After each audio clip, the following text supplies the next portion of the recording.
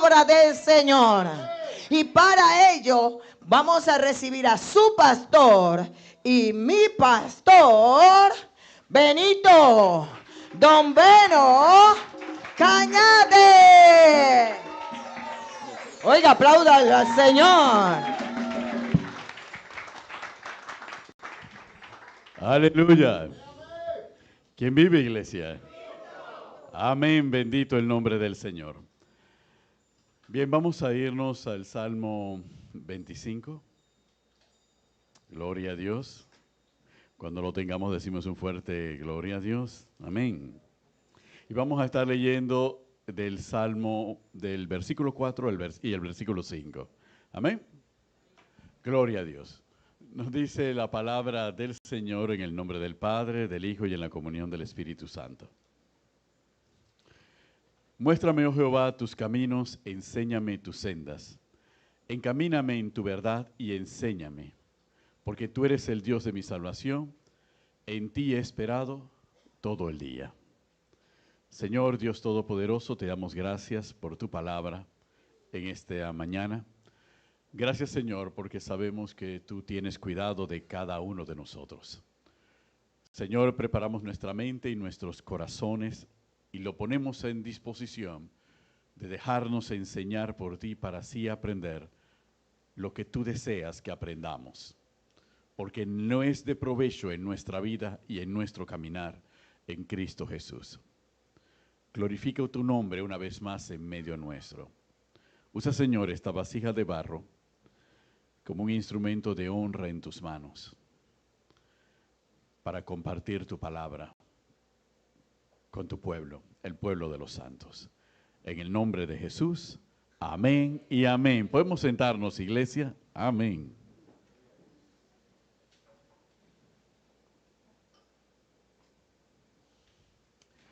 El día viernes la pastora nos enseñaba con respecto a los caminos del Espíritu Santo. ¿Cuántos dicen amén? Y recorría fundamentalmente el libro de los Salmos al respecto del Señor. Y cómo el término camino aparece tan permanentemente en la palabra de Dios. Y cuál es el propósito de Dios para la vida de cada uno de nosotros. Y a veces nos preguntamos por qué Dios utiliza este término, por qué Dios se refiere a esto, por qué Dios siempre nos habla de sus caminos, nos habla del camino y de los caminos del Espíritu Santo. Y por qué los hombres y mujeres del Señor en la palabra, en la Biblia, de una y otra vez indagaban sobre los caminos de Dios, indagaban sobre el propósito de Dios, qué quería Dios que ellos hiciesen, cómo quería Dios que ellos se comportasen, cómo quería Dios que ellos viviesen sus vidas, cómo caminasen sus vidas, cómo estuviesen aquí permanentemente. E indudablemente todo eso, como nos dice la propia palabra del Señor, lo que antes se escribió, para nosotros fue escrito, para que nosotros fuésemos edificados por medio de la palabra. Las experiencias de muchos hombres y mujeres en la palabra del Señor, buenas y malas, son enseñanzas para nosotros, son advertencias para nosotros de las cosas, cómo van a salir si actuamos mal y cómo van a salir si actuamos bien. Entonces no es que Dios nos está declarando ciertas cosas sin que se haya experimentado el cumplimiento o el no cumplimiento de la palabra del Señor. También nos los deja, por ejemplo. Por eso es que Dios no esconde nada de sus hijos. Dios no esconde los defectos de ninguno de sus hijos. Dios no esconde las virtudes de sus hijos. Dios las pone todas al descubierto, porque de todo eso nosotros somos edificados. Aunque digamos que nadie aprende por cabeza ajena, y que nadie aprende por consejo ajeno, y menos cuando los consejos no son pedidos. A pesar de todo eso que se diga, Dios no deja de aconsejarnos a nosotros. ¿Cuántos dicen amén? Y eso es lo que representa la palabra del Señor. La palabra del Señor es la forma en cómo Dios nos aconseja a cada uno de nosotros cómo tenemos que vivir nuestras vidas, cómo tenemos que andar mientras estemos en esta vida y cuál es la meta en donde Él espera que nosotros lleguemos. Amén. Ese es el todo de la palabra del Señor. Lo que nos muestra indudablemente que el amor de Dios se derrama no solamente a través del sacrificio de nuestro Señor Jesucristo, sino que se derrama a favor de nosotros a través de su palabra. Porque si Dios abrió una ventana de tiempo y dedicó casi 1700 años para escribir su palabra, es porque Dios ama con locura al ser humano. ¿Cuántos dicen amén? Y quiere que el ser humano viva y atraviese la vida de la manera que Él ha trazado para ella, con sabiduría. Cuando nosotros vemos esto, nos damos cuenta en este versículo, cuando el salmista dice, muéstrame, oh Jehová, tus caminos, enséñame tu senda, encamíname en tu verdad y enséñame, porque tú eres el Dios de mi salvación, en ti he esperado todo el día. Es interesante porque en 2 versículos se habla tanto de enseñar y se habla tanto de camino que parece absurdo. Cuando la palabra del Señor reitera tantas veces un mismo término, lo hace porque quiere hacer un énfasis allí. Y hay 2 palabras que pesan sobre estos 2 versículos. Camino, encaminar, senda y enseñanza. Todo está ligado.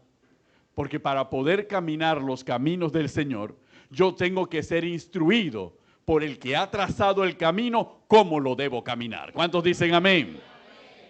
Es igual, cada vez que nosotros preparamos algo, nosotros lo preparamos, pero cuando invitamos a alguien a que lo comparta, nosotros le decimos a esa persona cómo tiene que comer el sao que le acabo de preparar. Si le he puesto bastante ajichombo, no le he puesto mucho ajichombo. ¿Ok? Si se tiene que comer el pepino o tiene que morder la cebolla, se tiene que tomar el jugo. No, uno le enseña cómo lo tiene que comer. Es decir, porque la persona lo desconoce, así que yo tengo que enseñarle. Si le voy a dar un ceviche de pulpo, le voy a dar un ceviche de esto o de almeja, yo tengo que advertirle, hey, el ceviche es de esto, para que la persona sepa si es alérgico o no es alérgico. Si está dispuesto o no está dispuesto. O si la persona tiene otra petición, mejor dámelo de corvina. Entonces, todo se hace siempre enseñando a otros cómo hacer algo que ellos desconocen. Y nosotros, los seres humanos, desconocemos cuáles son los caminos del Señor. Y como desconocemos cuáles son los caminos del Señor, necesitamos acudir a Dios para que Él nos enseñe sus caminos. Porque nosotros no lo sabemos caminar. Es más, nosotros trazamos nuestros caminos y aún trazándolos nosotros nos tropezamos y caemos. Siendo nosotros los que estamos trazando el camino, nosotros nos caemos y no solamente nos caemos, hasta nos perdemos en el camino que nosotros mismos trazamos. Y ya eso dice bastante de nosotros. Pero cuando se habla de los caminos del Señor, entonces ahí tenemos que ser sabios. Tenemos que acudir al camino para que Él nos enseñe cómo nosotros tenemos que andar en Él. Y Él nos dice que para poder andar en esos caminos, nosotros tenemos que tener una serie de requisitos y buscar una serie de habilidades o capacidades que, ¿saben qué? Es Él el que nos las va a proveer. No las podemos proveer nosotros mismos, no las podemos construir con nuestras propias manos. Él tiene que construirla en nosotros. Entonces también necesitamos de Él para que Él nos dé las habilidades para poder caminar en sus caminos. No lo podemos hacer todo. De partida, ya solamente con esto bastante claro, nosotros tenemos que reconocer que para poder caminar los caminos del Señor, tenemos que morir a nosotros mismos. Porque es que lo que yo piense, mi creatividad y mi invención o mi imaginación o lo inventor que yo sea, yo no puedo añadir nada a los caminos del Señor. Yo no puedo decir, Señor, me parece que podemos modificar esto. No, es que el camino lo trazó Él. Y Él nos da las habilidades para poder caminar en ese camino. Mi aporte no es necesario. Él necesita de parte mía una absoluta dependencia de su voluntad. ¿Cuántos dicen amén? Y esa es la parte más difícil para nosotros como seres humanos. La dependencia absoluta de Dios. Esa es la parte que más nos cuesta. Los problemas que nosotros tenemos como seres humanos, como cristianos, están originados en que nos cuesta depender absolutamente de Dios. Lo consideramos, es más, decimos, ya yo soy bastante grande para que Dios me tenga que decir cómo me tengo que portar bien. Pero resulta ser que por más grande que sea, más viejo que sea, sí necesito de Dios para que me enseñe cómo me tengo que portar. ¿Por qué? Porque lo que estamos viendo yo no lo conozco, yo no lo construí. Entonces yo tengo que ir al que lo construyó, al que me puede dar ese conocimiento para hacerlo de una manera en donde yo mismo no me cause daño. Y esto es interesante porque cuando nosotros vemos a lo largo de la palabra del Señor, nosotros nos vamos a dar cuenta de distintos personajes. Abraham, Moisés, Jonás, Pablo y cualquiera, David, Salomón, Nehemías, Ezequiel, Isaías, Jeremías. Todos fueron hombres que tenían conocimiento humano. Eran hombres que podían hacer cosas solos y que podían lograr cosas solos con su propio esfuerzo. Pero cuando llegaron al encuentro del Señor, lo primero que reconocieron es que ellos no eran nadie delante de Dios. Y que para poder hacer lo que Dios quería que ellos hicieran, necesitaban que Dios mismo los dirigiera. Y ellos estuvieron dispuestos a morir aquellos que ellos habían alcanzado, aquel conocimiento que ellos habían adquirido y las experiencias que ellos habían tenido, estuvieron dispuestas a desecharla para dejar que Dios decidiese todo en su vida. Imaginémonos solamente en el caso de Moisés.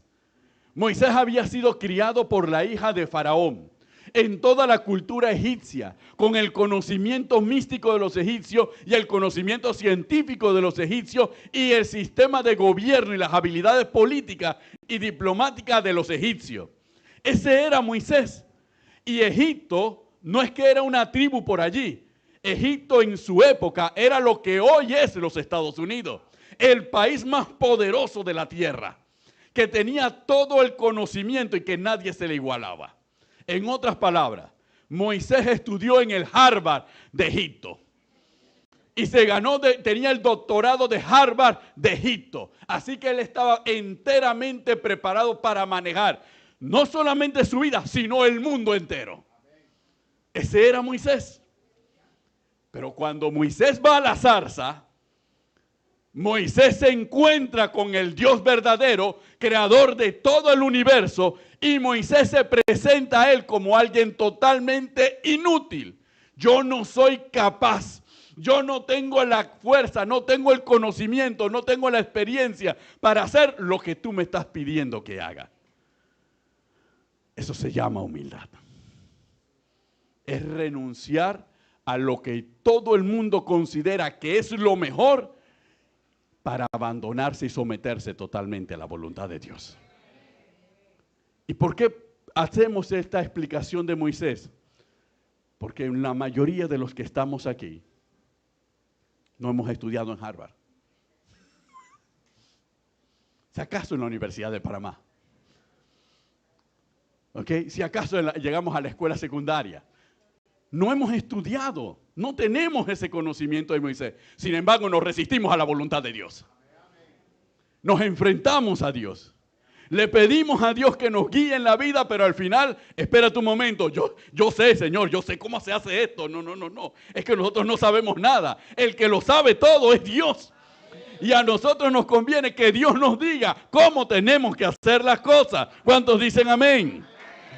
Porque si hubo alguien en la tierra que tenía más conocimiento terrenal que yo y se sometió a Dios y se humilló delante de la presencia del Señor, ¿quién soy yo para no humillarme? ¿Quién soy yo para resistirle al Señor? Entonces, por eso el primer trato del Espíritu con nosotros es el trato con nuestro ego, es el trato con nuestra voluntad.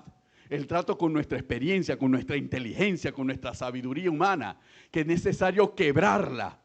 Y por eso muchas veces vienen las pruebas. ¿Y qué son las pruebas? El mecanismo que Dios utiliza para quebrarnos y enseñarnos que sin Él nada somos y que sin Él nada podemos hacer. ¿Cuántos dicen amén? ¡Aleluya! Y eso está en el Antiguo Testamento, pero cuando nace la iglesia, Dios le tiene que enseñar a los cristianos, a nosotros los cristianos, que éramos conocidos como los del camino, antes de que en Antioquía de Siria se nos llamase cristiano, éramos conocidos como el camino, tiene que enseñarnos la misma humildad. ¿Y qué hace Dios? Exactamente lo que hizo con los hebreos. Y el ejemplo de Moisés. trajo a un hombre, fariseo de fariseos, de la tribu de Benjamín, el mejor discípulo de Gamaliel, conocido como Saulo de Tarso, y le cambió el nombre a Pablo. Y por eso Pablo podía decir, todo lo estimo como basura por la excelencia del conocimiento de Dios. Pablo le estaba diciendo a la iglesia, ¿saben qué? Si hay alguien que conoce la ley de Moisés, soy yo. Y no solamente la conozco, supero a mi generación en ponerla por obra. Y no solamente la pongo por obra, es que lo llevo en la sangre. Soy hebreo, de la tribu de Benjamín. Imagínense eso. Y mi maestro era Gamaliel en la tierra. Sin embargo, todo eso para mí es basura. Solamente para alcanzar el conocimiento de Dios que es en Cristo Jesús. Volvemos al mismo punto. Y Pablo está como ejemplo para nosotros, la iglesia, de que a pesar de los títulos con el que hayamos venido a Cristo Jesús, a pesar de lo que hayamos logrado materialmente en la vida, a pesar de lo que hayamos podido tener o pensemos que nos los hemos ganado y que somos merecedores de algo, cuando nosotros nos hacemos cristianos, nosotros nos rendimos delante del único y verdadero Dios y nos declaramos delante de Dios, Señor, yo no soy nada, no puedo hacer nada sin ti, te necesito a ti en todas las áreas de la vida. Y miren que cuando habla de todas las áreas de la vida es algo particular, algo que comprendían los judíos.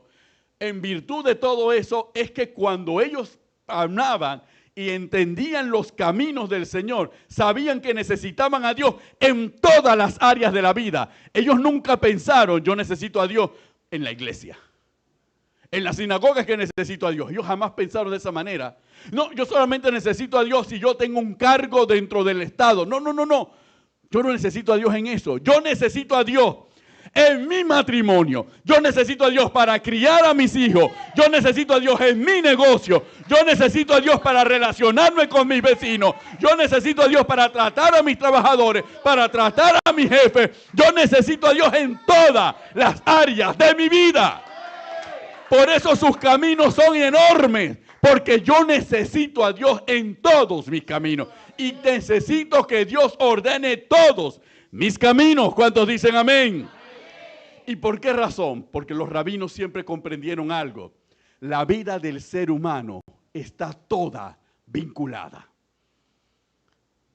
Nadie puede decir, ¿sabes qué? Soy exitoso en el derecho y en la contabilidad. Y como soy exitoso en el derecho y la contabilidad, yo siento que soy un hombre, una mujer, que tengo el mundo agarrado en una mano. ¿Sí? ¿Y tu matrimonio? No hablemos de eso. ¿Y tus hijos? Esa es mi vida privada. Tampoco hablemos de eso. ¿Y tu relación con tus padres? Olvídate, por favor. Ellos tienen que estar orgullosos de mí. Tienen que estar orgullosos de mí. Inmediatamente nos damos cuenta cuando nosotros vivimos así, porque los seres humanos vivimos solamente en base a las áreas en donde nos va bien.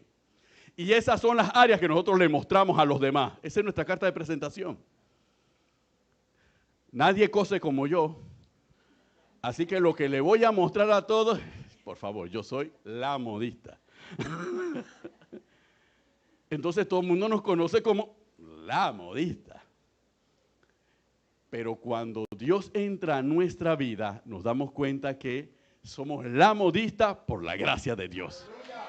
Y que Dios quiere que esa carta de presentación, eso nos dice Dios, eso te funcionará con ellos, que necesitas coserle. Pero ¿sabes qué? A mí no necesitas coserme nada. Es más, aquí el modisto con tu vida soy yo. Y voy a coser tu vida.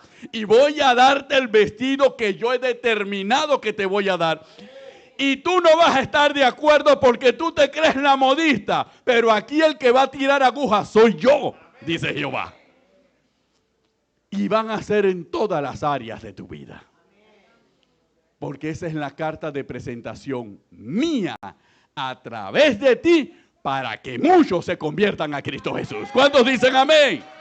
¿Cuántos dicen amén? ¡Aleluya! Por eso el salmista decía, muéstrame, oh Jehová, tus caminos, enséñame tu senda. Y utiliza dos términos, camino y senda.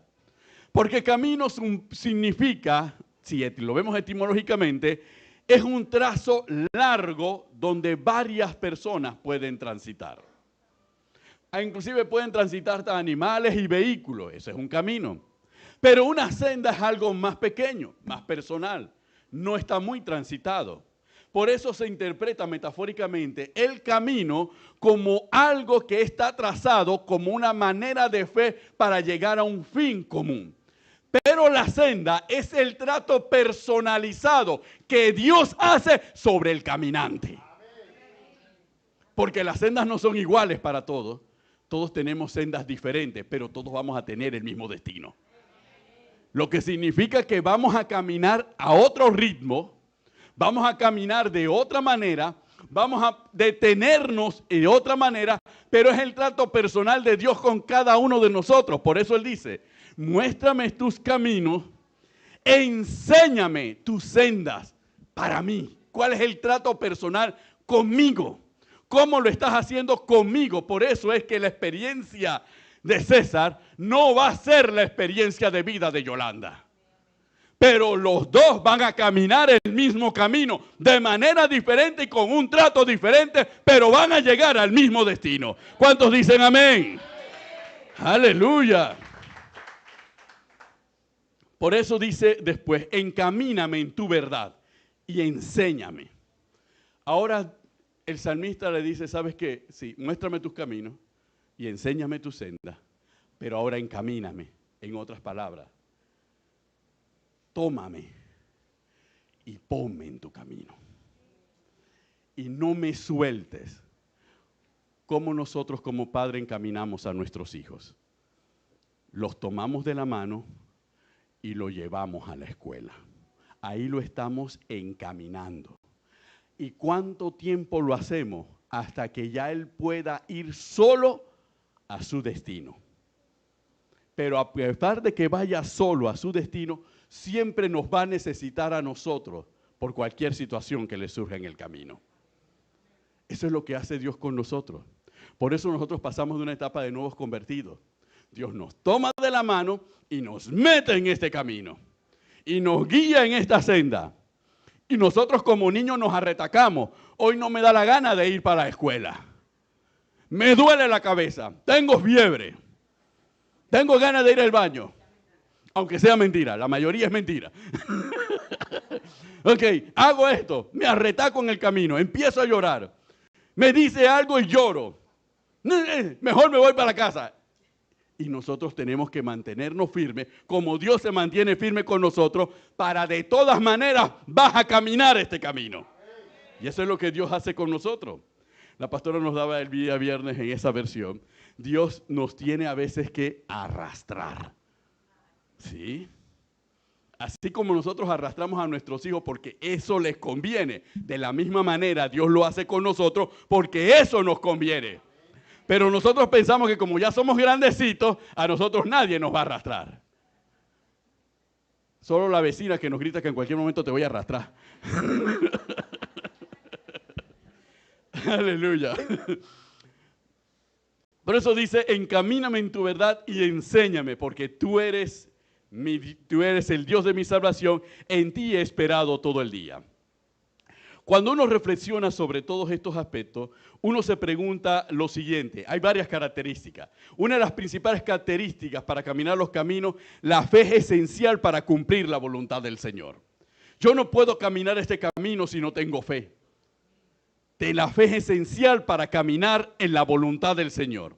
Dios nos llama a hacer cosas que están fuera de nuestra zona de confort. Siempre Dios nos va a sacudir, nos va a quitar de la zona de confort. Nosotros queremos estar cómodos, así suavecito. A mi ritmo, Señor, así suavecito. Pero es que nosotros no ponemos el ritmo. El ritmo lo pone el Señor. Y Él siempre nos va a mover de la zona de confort. Siempre nos va a incomodar para que nosotros hagamos muchas cosas que consideramos imposibles. para que nos demos cuenta que esas cosas imposibles las vamos a hacer, pero porque Dios está con nosotros. ¿Cuántos dicen amén? Aleluya. Él nos capacita y Él nos guía para cumplir su misión. Y los obstáculos y las pruebas pueden fortalecer nuestra fe. Así que aquel que se queje de un obstáculo o una prueba que tiene en la vida, no se queje, dele gracias a Dios, porque ese obstáculo y esa prueba está allí para fortalecer nuestra fe en Cristo Jesús. Ese obstáculo y esa prueba no está ahí para sacarnos del camino. Lo que nos saca del camino somos nosotros mismos. Dios no nos saca del camino, somos nosotros que nos sacamos del camino. ¿Y cómo? Cuando caemos en la tentación. Sí, porque el enemigo también está por ahí tentándonos al lado del camino, para ver si nosotros nos detenemos. Nos ha pasado a todos. Salimos de la casa a hacer un mandado que nos manda la esposa. Bueno, que nos pide la esposa. Pide, pero en realidad un mandado es una orden. Okay. Jurídicamente hablando. Entonces vamos a hacer el mandado. Tenemos que comprar algo en un determinado local comercial. Y en el camino, oye, pero, ajá, ya sabe, encontramos otra cosa que nos llama la atención y nos desviamos.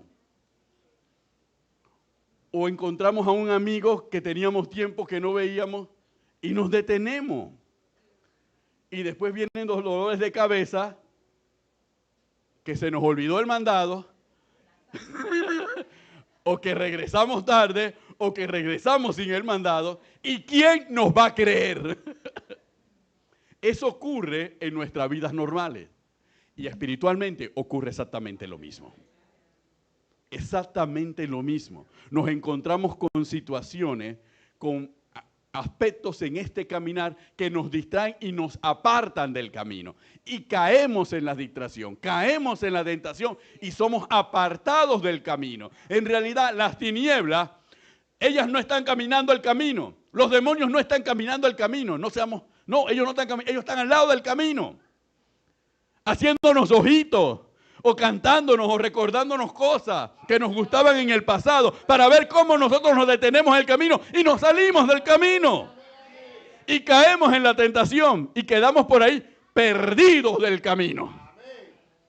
Entonces, pero el Espíritu Santo está para mantenernos a nosotros en el camino. ¿Cuántos dicen amén? Aleluya. Por eso Dios tiene que capacitarnos. Y Dios nos capacita anticipando las cosas que vamos a ver más adelante y que nos pueden hacer caer y que nos pueden desviar. La prueba viene entonces para fortalecernos. ¿Pero por qué? Porque va a venir una tentación que si nosotros no pasamos la prueba, cuando venga la tentación, resbalamos y caemos.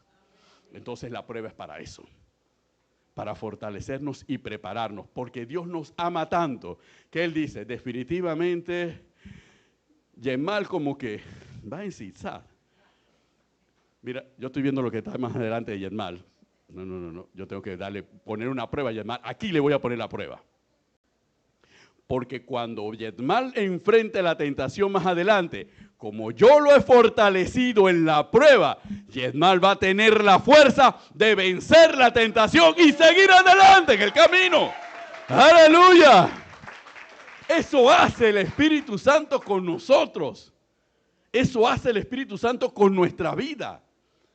Y por eso a veces nosotros nos damos cuenta de las cosas que ocurren después de que ya pasaron. Si no me hubiera pasado eso, definitivamente yo me hubiera perdido.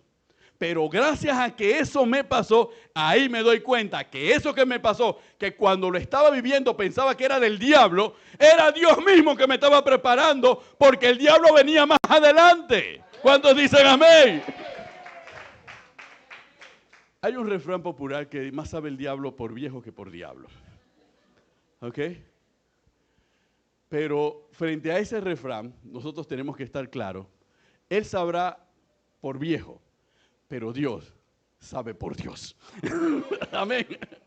Y a mí me conviene estar conectado a Dios Porque no importa cuán viejo sea el diablo, nunca voy a caer en sus tentaciones porque Dios es el que me está guiando. ¿Cuántos dicen amén? Aleluya. Otro aspecto importante, Dios siempre tiene un plan para nosotros, incluso cuando no podemos verlo. Dios siempre tiene un plan. Todo el que está aquí, Dios tiene un plan para la vida de todos los que estamos aquí. Sin excepción, no importa la edad, no importa nada. Dios tiene un plan para cada uno de nosotros. Por eso es un plan que lleva el nombre de cada uno de nosotros, como lo dice la pastora. Dios tiene un plan que lleva tu nombre, sí. La pregunta es, ¿cuántos le oramos a Dios para que nos haga consciente y entendido del plan que Él tiene para nuestra vida? Porque si yo sé que hay un plan, el más interesado en conocerlo debo ser yo. ¿No es así?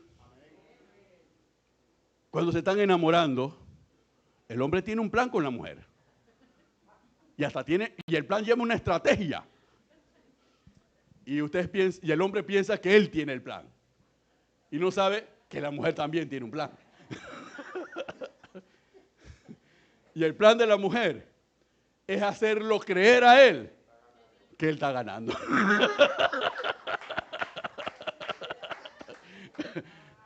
Y el hombre llega tan convencido y dice, yo me la levanté. Sí. Yo voy a mí, está bien. Y la mujer le dice, sí, papi, yo también voy a ti. Y es falso. El hombre está caminando en el plan de ella, desde el principio. Está caminando en el plan de ella. Mira, César. Por eso, si eso ocurre en nuestras relaciones humanas, ¿cómo no ocurrirá en nuestra relación con Dios? La diferencia es que Dios nos dice, Él tiene el plan. Nosotros, si nos esforzamos en comprender cuál es el plan del Señor, Dios no nos lo va a ocultar, porque no es un plan secreto. Es un plan para nosotros. Él nos los va a mostrar si nosotros hacemos lo necesario para que Él nos los enseñe. Y cuando nosotros estamos conscientes de cuál es el plan de Dios para nuestra vida, caminamos mejor nuestro camino. ¿Cuántos dicen amén? Aleluya. Denle un fuerte aplauso al Señor, iglesia.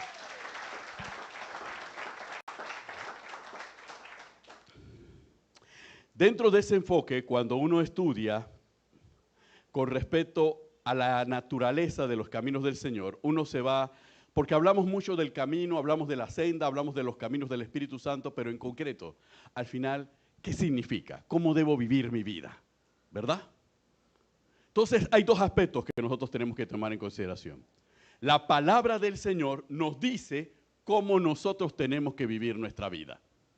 Y cuando nosotros escudriñamos la palabra del Señor y la ponemos por obra en nuestra vida, entonces nosotros empezamos a alinearnos a la voluntad del Señor. El Espíritu Santo entonces nos muestra las cosas que han de venir, para las cuales nosotros estamos preparados por cuanto hemos puesto por obra la palabra del Señor en nuestra vida. Pero nos dice, van a venir situaciones difíciles adelante, pero tranquilo, tú has puesto por obra la palabra y esa palabra te garantiza que tendrás la fortaleza cuando llegue el momento de vencer el obstáculo, de vencer la situación difícil y salir adelante.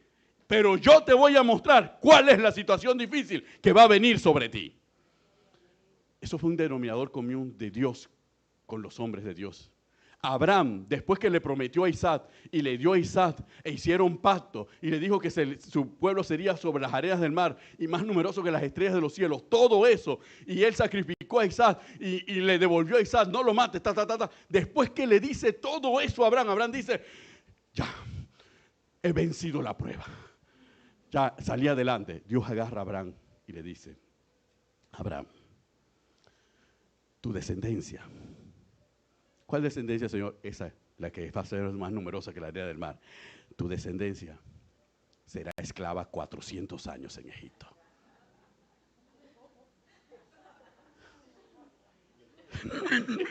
Y ahora me lo dice, no, para que sepas, Abraham, eso es lo que va a ocurrir con tu descendencia. Pero Abraham, no te preocupes. yo la salvaré y la traeré aquí a la tierra que a ti te prometí. Ustedes conocen la historia de Moisés, que el pueblo se ponía rebelde, que Dios le decía, voy a destruir a este pueblo y haré de ti levantaré una nación. Y Moisés se metía, no, ¿cómo vas a hacerlo esto? ¿Qué van a decir? Sacaste a tu pueblo de Egipto y ahora lo has destruido en el desierto. Y Moisés siempre se metía, intercedía por el pueblo para que Dios no destruyera el pueblo. Todos conocemos la historia. Bueno, cuando ya Moisés está llegando al final, Dios le dice a Moisés, Moisés, este pueblo tuyo, tu pueblo, Moisés, cuando tú partas, Moisés, se va a volver sobre los ídolos y yo los voy a mandar a esclavitud. Los voy a dispersar entre las naciones. Moisés, ¿qué te parece? Este pueblo tuyo, sí, tu pueblo, el que tú te metías para que no lo destruyera, ese pueblo va a caer nuevamente. Ese es Dios. Pero al mismo tiempo que Dios lo declara de esa manera, oh Moisés, pero yo también voy a levantar un profeta como tú. Entonces cuando Dios nos declara todos los obstáculos que vienen hacia adelante, también nos declara la salida de esos obstáculos y que Él también va a estar en la salida, porque el que los va a introducir podemos ser nosotros con nuestros pecados, pero el que nos va a sacar es Dios con su gracia. ¿Cuántos dicen amén? ¿Por qué es importante esto? Porque muchas veces nosotros buscamos los caminos del Señor y Dios nos va a mostrar sus caminos, a caminar su camino, pero también nos va a mostrar las dificultades que vamos a tener adelante en nosotros y la descendencia, porque esto es importante. Cuando yo me aseguro que yo estoy caminando en los caminos del Señor, yo le estoy asegurando a mi descendencia que Dios también va a estar con ellos. Pase lo que pase, Dios va a estar con ellos, porque yo estoy caminando en los caminos del Señor, sometido a la voluntad del Señor. Y aunque mi descendencia se desvíe, hay una promesa del Señor que dice, yo voy a estar con tu descendencia. Aunque caigan, yo la voy a levantar. ¿Verdadero o falso? Verdadero. Por amor a David, tu padre, yo no destruiré ni dividiré el reino mientras tú estés en el trono. Por amor a David, tu padre, no faltará heredero del linaje de David en el trono de Judá.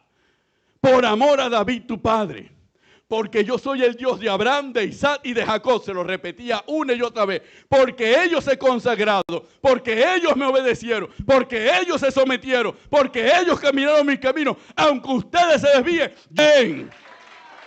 Porque hubo un hombre, hubo una mujer que lo hizo, y por cuanto él lo hizo, yo me comprometí con él. Por eso nosotros entendemos que Dios hace pacto con Abraham y hace pacto con Noé y hace pacto con David. Dios no tenía que hacer pacto con más nadie, porque a través de ellos seguiría bendiciendo y protegiendo al pueblo. El pueblo se desviaría, caería, se perderían generaciones, pero Dios seguiría siendo el Dios de ellos. Y siempre los iba a rescatar, siempre los iba a levantar, siempre los iba a recoger, siempre los iba a bendecir. ¿Por qué? Porque hubo un hombre con que Dios hizo pacto. Por eso aquí en la iglesia debemos saber hombres y mujeres con los cuales Dios ha hecho pacto y nosotros nos consagramos. No sabemos si nuestros hijos se desvíen, no sabemos si nuestros nietos se desvíen, pero si nosotros hacemos pacto tenemos una garantía que Dios seguirá siendo también el Dios de ellos. ¿Cuántos dicen amén? Porque yo me sacrifiqué, yo me entregué a caminar los caminos del Señor. Pasé la prueba por amor a ellos y por amor a mi Dios. Y mi Dios siempre hará memoria de mi sacrificio y mi entrega. Aleluya. Por eso esto no se trata de que... Es increíble. Esto no se trata de que yo me voy a rendir porque ellos no se van a convertir. Definitivamente, yo sé que están perdidos. No me creen, se burlan de mí. No me toman en serio. Pero cuando Dios habla con nosotros a través de su palabra, nos dice, no interesa que te tomen en serio. Yo te tomo en serio. Y tú partirás y dormirás. Pero yo vivo por los siglos de los siglos.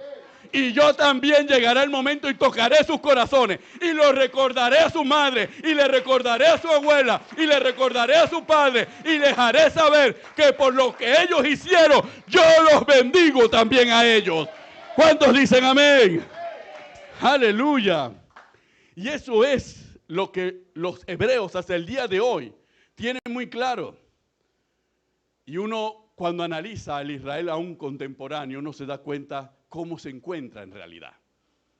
Fuera del turismo religioso, cuando uno analiza el pueblo de Israel en la actualidad, uno se da cuenta, oye, ¿por qué Dios no los ha destruido todavía? Pero es que Dios es fiel. Sigue siendo el Dios de Abraham, el Dios de Isaac, el Dios de Jacob. Sigue siendo el Dios de David. Porque no es Dios de muertos, es Dios de vivos. Él sigue siendo y Él sigue.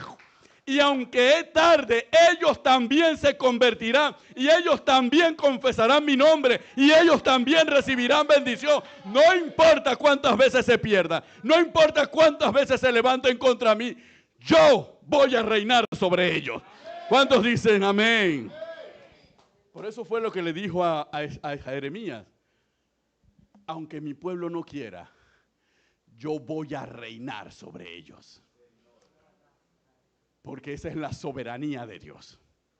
No importa cuánto nos resistamos, Dios siempre va a reinar sobre nosotros, aunque nosotros no querramos. Porque esa es su soberanía.